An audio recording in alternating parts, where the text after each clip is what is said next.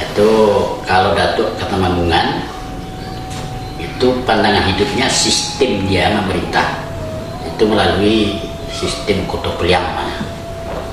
Sedangkan adik dia Datuk Parmatualapu, Datuk Bupati Rasa Batang, nah itu dia memakai sistem musyawarah atau sistem Bodi Caniago.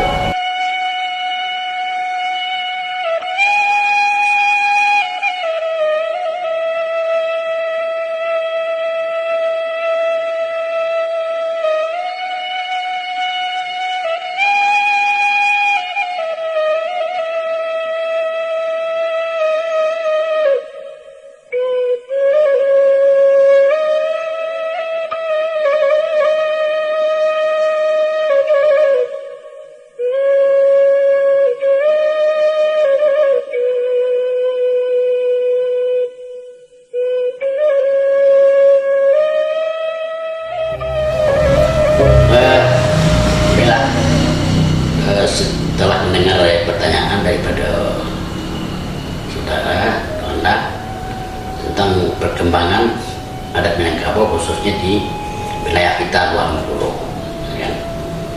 Jadi sesuai dengan perkembangan zaman ya, adat Minangkabau itu dulu di saat masih hidupnya dua tokoh Minangkabau. Yang pertama adalah Datuk Ketemanggungan, kedua Datuk Bupati Rasa Batang sebagai Dewi Tunggal penguasa adat di Minangkabau ini. Maka zaman itu karena kedua beliau ini mempunyai suatu sikap ya, suatu dasar pandangan hidup yang berbeda, gitu. Yaitu kalau Datuk Ketemanggungan itu pandangan hidupnya sistem dia memerintah itu melalui sistem Koto Peliang.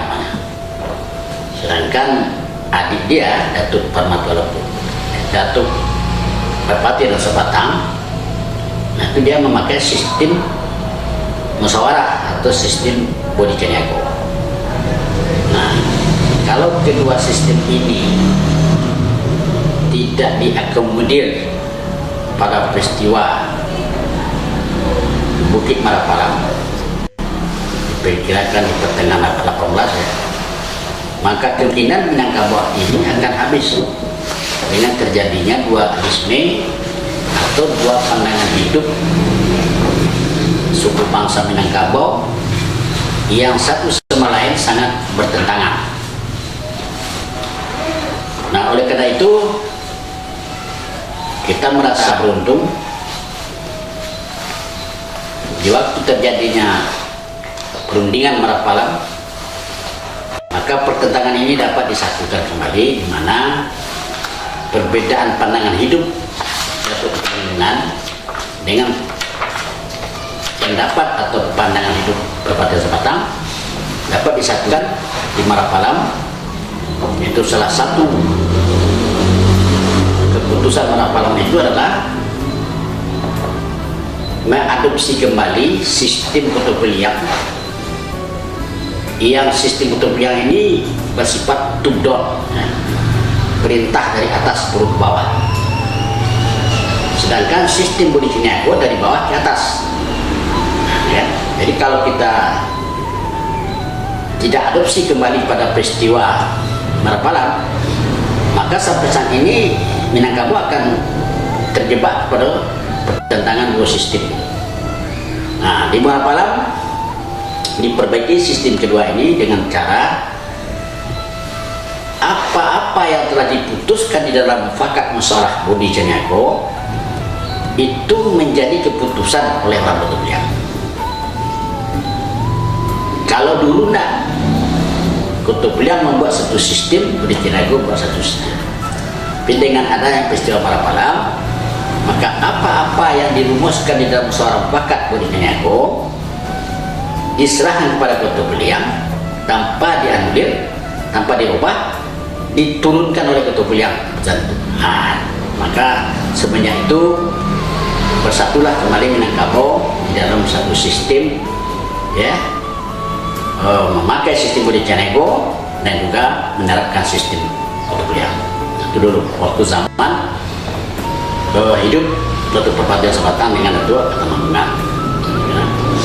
Maka dengan sistem yang menyatu ini, Minangkabau diperintahi oleh raja-raja, dari raja-raja Pagawiyung, kemudian raja adat, raja ibadat, raja adat di Wo, raja ibadat di Sepurus. Maka berjalanlah Minangkabau dengan sistem demokrasinya seperti yang saya sampaikan tadi. Terus di Bukit Marapalan ini menurut waris nama Jawa itu paparan yang kita dengar itu ada 5 kesepakatan, ya kan? Nah, 5 kesepakatan itu yang pertama telah saya sampaikan tadi, yaitu memakai atau mengadopsi kembali sistem perkuliahan memasuki wilayah Minangkabau dengan catatan apa yang dirumuskan dalam mufakat Bodi Caniago diserahkan ke Kota Beliang dan Kota Beliang menurunkan keputusan itu. Itulah yang dikatakan membusuk dari bumi, dari Bodi Caniago, ya kan, mencucur dari langit Kota Beliang, ya. Itu keputusan yang pertama di Marapalan. Terus keputusan yang kedua di Marapalan adalah kehidupan masyarakat adat Minangkabau itu berpedoman kepada suatu sikap atau pandangan hidup, ya, dengan filosofi adat basandi undang atau undang-undang basandi Bukit Batu. Itu di Marapalan, ya, sebelum Marapalan. Nah, pada sidang Marapalan ini dirubah, ya kan? Filsafat ini dirubah menjadi adat basandi sara basandi kita pula. Nah, itulah di Marapalan. Itu keputusan kedua. Keputusan ketiga, karena masyarakat itu telah berpedoman kepada satu filosofi, yaitu adat basandi sara basandi kita pula, maka wilayah Minangkabau ini dibagi dengan 5 wilayah adat, ya, yang masing-masing wilayah ditentukan karakter pendidikan atau ilmu pengetahuan menurut kitab Ngelimo atau kitab Ngelima, ya. Yang pertama fikih, ilmu fikih, ya. Ilmu fikih waktu itu dipercayakan kepada luak tanah datar. Kemudian ilmu tafsir dipercayakan kepada luak agama. Kemudian ilmu tauhid dipercayakan kepada ranah batu pasaman. Kemudian ilmu nahwu saraf itu dipercayakan kepada wilayah Kubong di Kabupaten Solo. Terakhir ilmu Al-Quran dipercayakan kepada wilayah adat Wak Limukuro ini, ya kan? Itulah keputusan yang ketiga, ya, dari Bukit Marapalan. Terus keputusan keempat adalah bahwa Minangkabau telah ditetapkan sebuah hukum, ya, sebuah aturan, ya, Minangkabau di bidang hukum yang dikatakan aturan selingkah panjang, ya, menurut alam Minangkabau. Maka aturan selingkah panjang terkait dengan hukum dikatakan wilayah Minangkabau sebuah hukum, ya.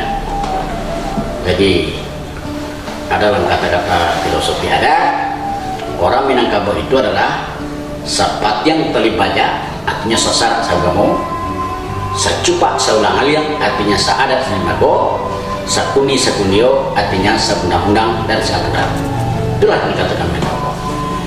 Nah, oleh karena telah diputuskan satu hukum, maka hukum itu dibagi habis menurut wilayah yang ada di Minangkabau. Properti dari hukum itu dilambangkan sebuah timbangan, ya, timbangan ameh atau timbangan tembakau. Ada punya tunggak, ada punya saya timago, ada punya neraco, dan ada punya anak timbangan, ini kan? Jadi 5 media timbangan, maka dibagi habis. Seperti dikatakan neraco kata-kata taraju kalau agam, tapak jutiang ke pasaman Batu, saya timbago kakumong tiga Solo bungka gano atau anak timbangan keluar pula. Nah, ini keputusan KLP kan. Terus keputusan kelima luar palam karena wilayah-wilayah yang kita sebut tadi itu mempunyai kebanggaan, kehormatan, kebesaran, maka diberi warna wilayah ini. Ya, dikatakan di dalam adat Merawa Basa 263 162. Di Merawa Basa itu adalah suatu lambang ketahanan masyarakat adat yang telah dibagi habis, yaitu Merawa Basa Rano Kunyang kata-kata filosofinya nan kunyang tahan jadi. Nah, Merawa Basa Rano merah keluarga artinya nan merah tampangan. Kemudian Merawa Basa warna putih kepasaman rana batu pasapatnya nan putih tan sosa. Kemudian orang Merawa Basa orang biru ke Kebun Tiga Solo artinya nan biru tan banjir. Terakhir orang Merawa Basa hitam ya, kedua 50 artinya nan hitam tan tempo. Itulah keputusan Bukit Marapalang ya. Kemudian seluruh peristiwa Marapalang itu dijabarkan dan dipatuhi oleh seluruh masyarakat Minang. Lebih-lebih kita di luar 50 ini karena tertentukan tadi bungkagan atau anak timbangan sudah berada di luar 50 secara hukum, kemudian Al-Quran kitab juga telah dibagikan yaitu ke luar 50, kemudian hukum juga dikatakan bungkagan, kemudian terakhir Merawa hitam tan tampo.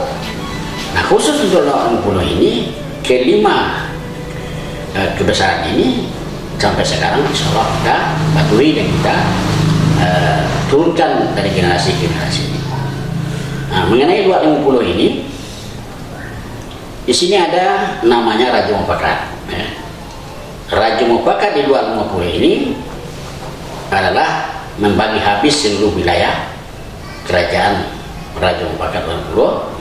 Yang pertama dinamakan Raja Jelare yang bakal Datuk Pudoko Marajo dengan wilayah kekuasaan 8 nagari. Kemudian Raja Jerona di Telagu Gantiang sekarang Kecamatan Bukuak, Kabupaten Kota, itu dengan wilayah 7 boleh nagari, itu 7 koto, 8 koto, Sungai Talang dan Kubang. Terus masuk itu ke Raja Disandi di Potongan Badang. Maaf, tinggal tadi Raja di ranah itu bergelar Datuk Bandar Hitam, kan? Yang punya wilayah hari. Terus itu masuk ke Raja Disandi bergelar Datuk Pematu Alaman Putih yang berkedudukan di Nagari Ketong Kadang dengan wilayah juga sebalik nagari.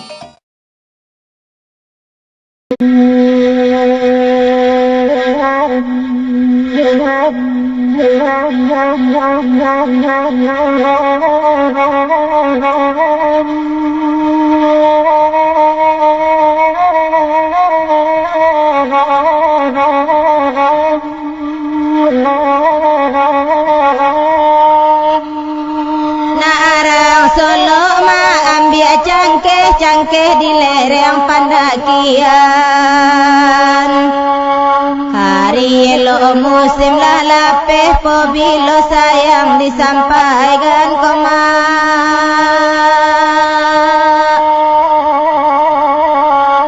sansai dan niño nema ko den niño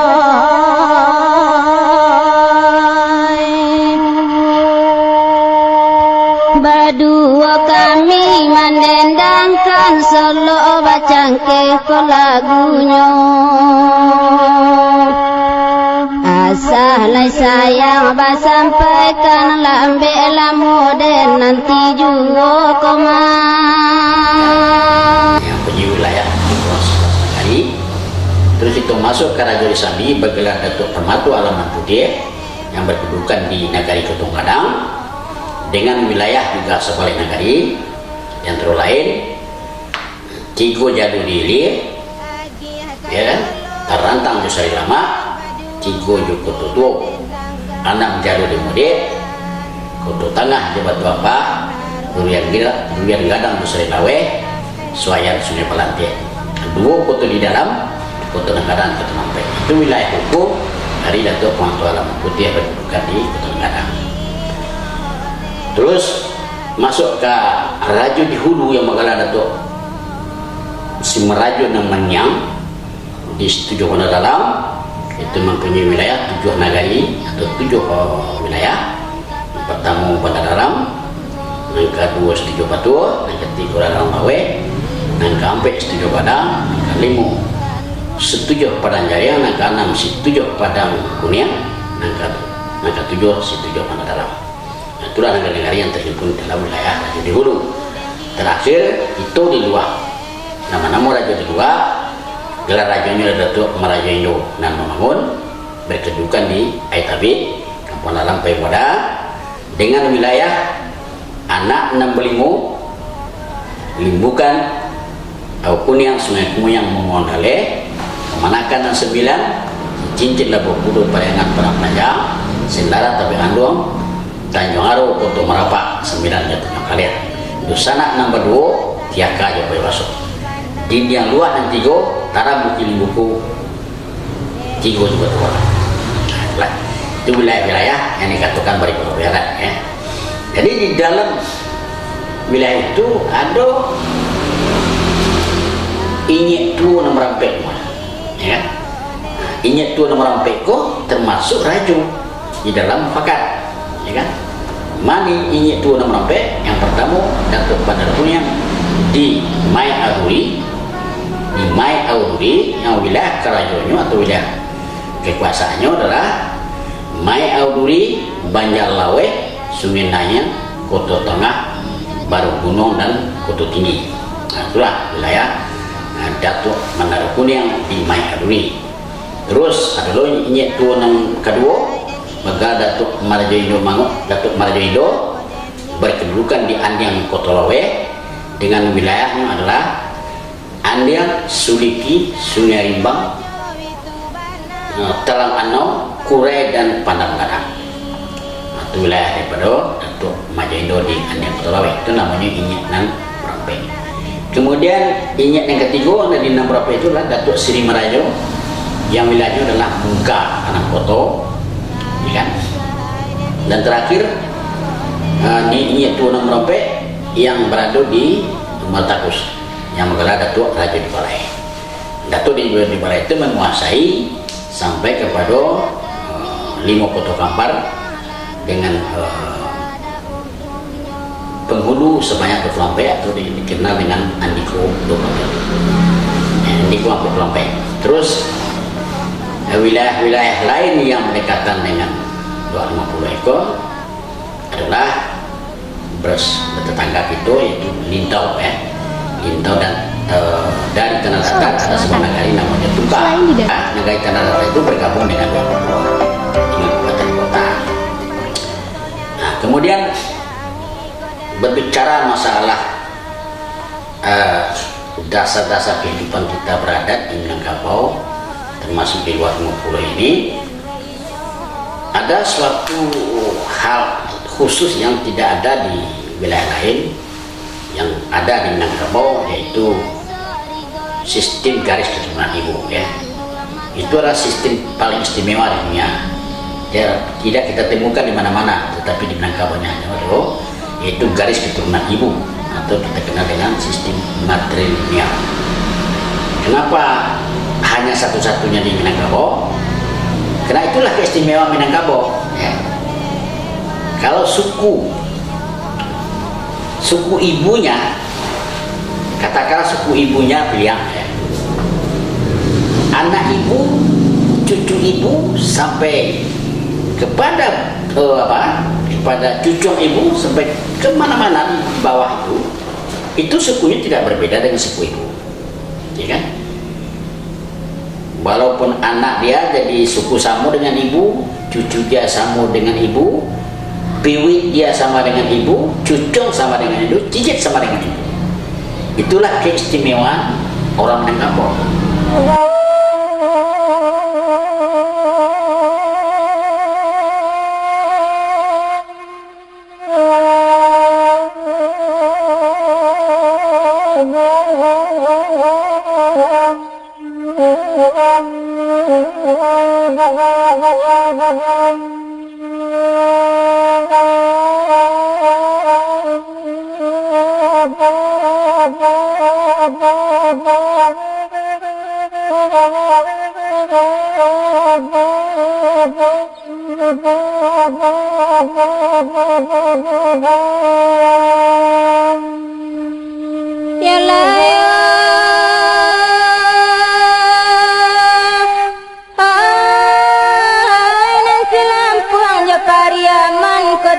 Dikatakan di dalam adat, penghulu itu ibarat kayu gadang di tengah koto, ya kan? Dahan menjambau kana gali, urek melingkar orang kampung.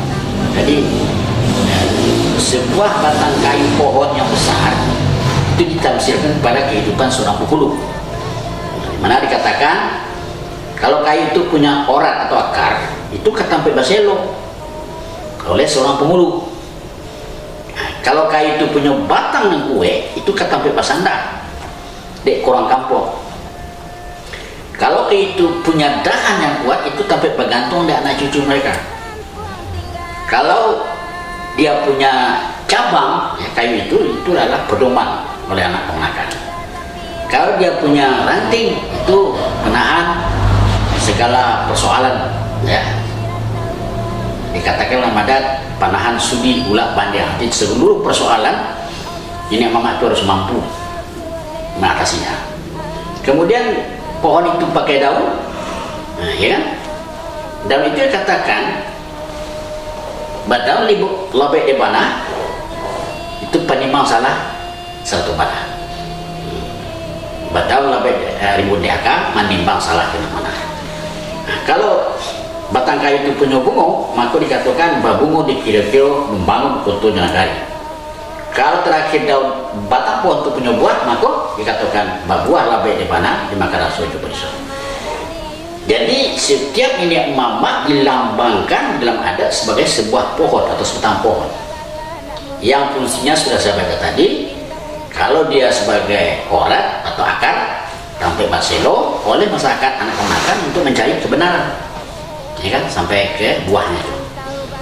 Kemudian kalau dia sebagai tokoh masyarakat yang kita bilang sebagai alim ulama Minangkabau ini juga mempunyai 8 ya, fungsinya. Yang pertama dia itu adalah sidik, ya. Harus sidik, harus tabligh, harus amanah, harus patanah, harus punya beriman, harus Islam, ya kan, harus punya tauhid, ya, harus punya marifat, keputusan dan ketetapan hati di dalam menyembah Tuhan, ya. 8 juga pedoman seorang alim ulama Minangkabau. Terus kita lihat juga ada unsur Bondo Kandong di Minangkabau ini, dia punya juga 8 pedoman hidup. Dikatakan dalam adat Suntiang Selapan Bondo Kandong. Bondo Kandong Suntiang Selapan ini adalah bisa berperan di dalam masyarakat Minangkabau di dalam kehidupan anak ponakan. Berarti dikatakan Bondo Kandong itu limpah pe rumah nanggadang, limpah pe rumah nanggadang, Terus Mundokano itu juga Sumara Anyonan Tinggi. Dilanjut, Mundokano itu juga berfungsi sebagai Amban Pulau Widya Dalam. Terusnya Mundokano itu juga difungsikan sebagai anak kunci Lumo Mopera. Mundokano itu juga berfungsi sebagai orang elok selendang dunia. Kemudian Mundokano itu juga berfungsi sebagai acang-acang dalam nama Gai. Mundokano juga berperan sebagai undang-undang ke Makkah Madinah. Terakhir Mundokano itu juga berperan payung panji jasa luhur nantinya. Jadi 8 suntiang Mundokano itu mempunyai arti dan makna. Juga terakhir Cedek Pandai Minangkabau juga ada 8 fungsinya, 8 sifatnya yang harus dia pedomani sebagai orang Cedek Pandai. Yang pertama, orang Cedek tidak membuang, ya kan? Ini Cedek tapi tidak membuang. Artinya apa? Orang yang membuang pendapat orang lain itu bukan orang Cedek. Orang Cedek itu orang memakai pendapat orang untuk menambah perbendaharaan pikiran ilmunya. Jadi kalau Cedek Pandai itu Cedek tidak membuang, tahu dia memberitahu, ya kan? Kalau dia bijak, ya, yang mungkin pandai bunuh dia, pandai berpidato, serang Cedek Pandai Minangkabau. Kalau dia arif, ya, itu bisa capai ketinggal, apapun bisa dilakukannya dalam waktu capai. Kalau dia berani, pantang mengelak. Kalau dia bijak, ya, adil, lurus, bisa adil menimbang. Itulah sifat-sifat yang harus dimiliki oleh seorang Cedek Pandai. Kemudian ada juga unsur yang lain seperti bujang selamat atau anak muda negari. Anak muda negari ini juga mempunyai 8 sifat atau pedoman. Yang pertama, anak muda yang katakan capek kaki tidak menaruh, ringan tangan tidak maca, alun diimbau nyala tibo, alun disuruh nyala pai. Tahu dirunci yang kamu cucuk, jali ditajam melukai, ingek digadang kamu ledo, tahu ditinggi mempok. Itu sifat daripada anak muda itu di Minangkabau. Jadi oleh karena itu, kalau Minangkabau masyarakatnya tidak lagi mengenal, ya, apa dikatakan nilai-nilai luhur tadi, maka bisa dipastikan beberapa dekade ke depan itu Minangkabau hanya tinggal nama, ya.